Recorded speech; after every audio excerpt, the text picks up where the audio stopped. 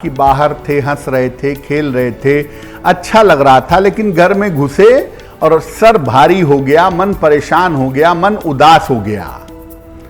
अगर घर में घुसते ही आपका मन उदास हो जाता है तो कारण क्या है और निवारण क्या है?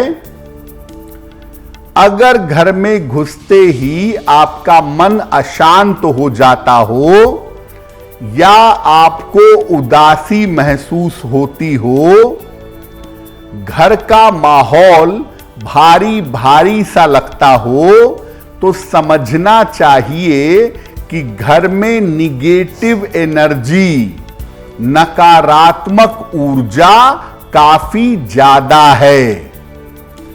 आपका बृहस्पति कमजोर है और घर का जो शुभ अंश है, घर की जो शुभता है, वो घट रही है।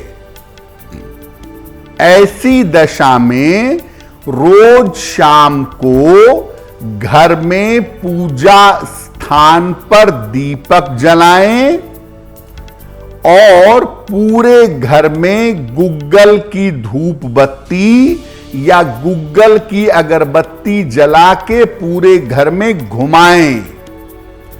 ऐसा रोज शाम को करना शुरू करें। घर का शुभ अंश मजबूत होगा, घर की नकारात्मक ऊर्जा कम होगी और घर का भारीपन समाप्त होगा।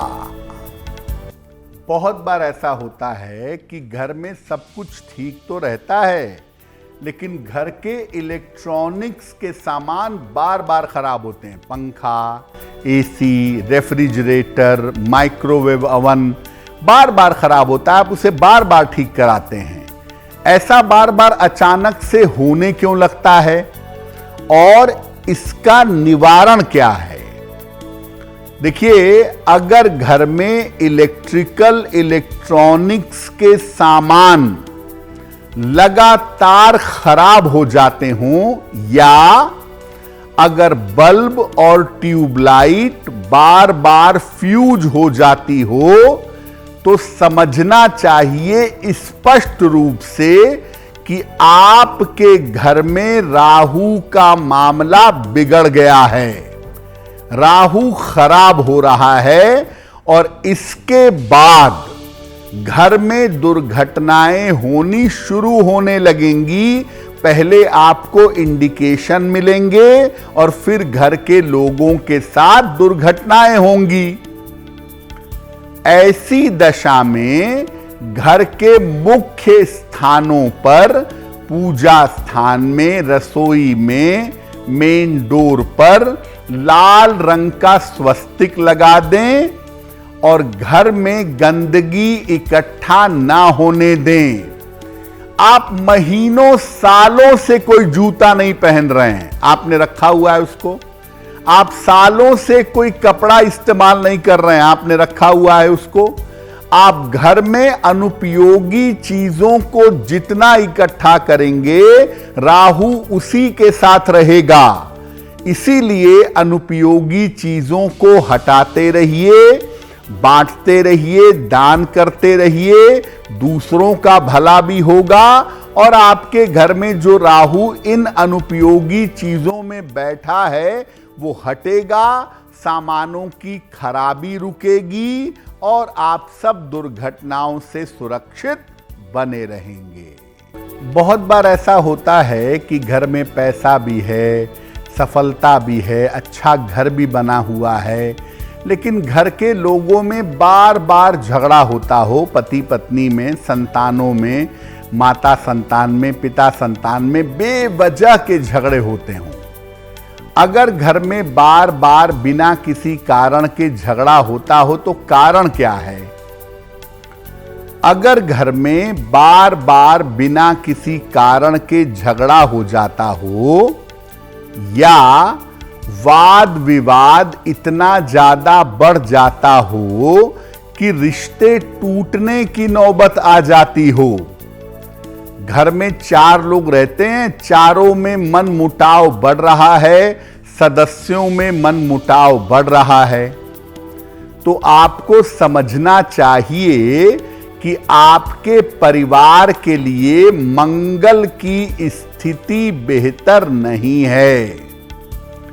मंगल रिश्तों को मेंटेन रखता है, बनाए रखता है। और अगर घर में झगड़े ज्यादा हैं, विवाद ज्यादा है, बहसबाजी ज्यादा है, हाथ पैर भी चल रहे हैं, तो इसका मतलब यह है कि मंगल निगेटिव है। और जिस घर में मंगल निगेटिव होता है, उन घरों में बेवजह के पुलिस कचहरी, मुकदमे, झगड़े, लड़ाइयां, ये सब बढ़ते चले जाते हैं। क्या उपाय करें? अगर ऐसा आपके घर में होता है तो आप घर में सूर्य के प्रकाश की व्यवस्था करिए। दीवार तोड़ करके रोशनदान भी निकालना पड़े तो करिए, लेकिन सूर्य के प्रकाश की व्यवस्था करिए।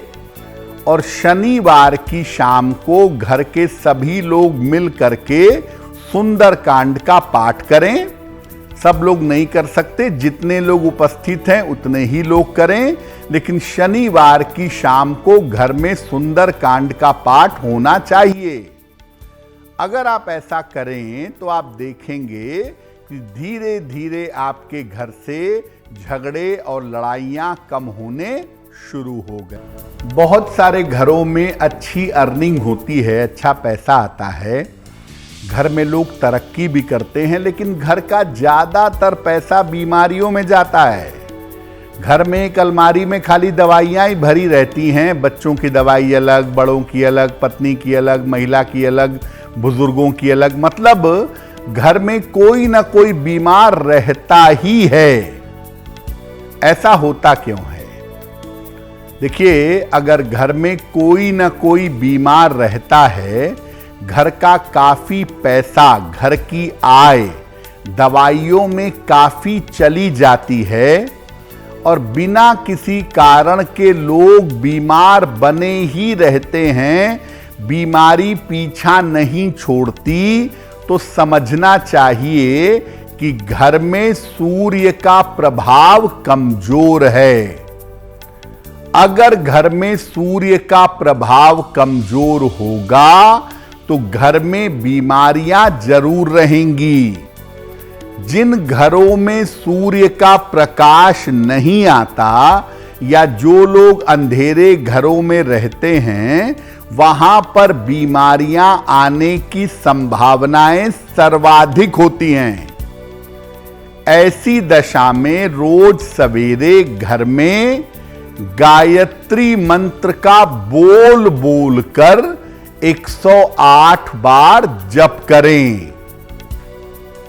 दोनों समय भोजन बन जाने के बाद पहले भगवान को समर्पित करें और फिर ग्रहण करें। अब चक्कर यह है कि बहुत सारे लोग अपने घर में ही नॉनवेज पकाते हैं, उसी बर्तन में पकाते हैं, तो उनको जरा शुद्धता और पवित्रता मेंटेन करनी पड़ेगी। अन्यथा कोशिश ये करिए कि दोनों समय जब भोजन पकाएं तो भगवान को समर्पित करें, तो वो सामान्य भोजन नहीं रहेगा, फिर वो प्रसाद होगा। और जब आप प्रसाद ग्रहण करेंगे दोनों समय, भगवान का प्रसाद आपको दोनों समय भोजन के रूप में मिलेगा, तो आपका स्वास्थ्य निसंदेह बेहतर होगा। तो इसलिए आपको अपनी तरफ से भी पवित्रता बनाए रखनी है। हम ये नहीं कहते कि आप बीमार हैं तो डॉक्टर के पास मत जाइए, बिल्कुल जाइए, दवाई करिए, इलाज करिए, सतर्क रहिए, अच्छा है, लेकिन अपनी तरफ से भी कोशिश करिए कि बीमार ना पड़ें। और इसके लिए आपके अंदर पॉजिटिव एनर्जी होनी चाहिए, इसके लिए आपके अंदर पवित्रता होनी चाहिए। संस्कार से, कार्यों से, अपने कर्म से आप अपवित्र हैं और बाहर से पवित्रता केवल दिखा रहे हैं, तो देखिए ईश्वर को सब पता है, प्रकृति सब जानती है, तरंगों का वैसा ही फायदा नुकसान आपको होगा जैसे आप वास्तव में हैं। अगर आप मुझसे जुड़ करके अपनी समस्याओं का समाधान चाहते हैं और चाहते हैं कि आपकी समस्याओं को ज्योतिष के माध्यम से सुलझाया जाए, तो आप हमसे संपर्क कर सकते हैं, जुड़ सकते हैं एस्ट्रो तक पर।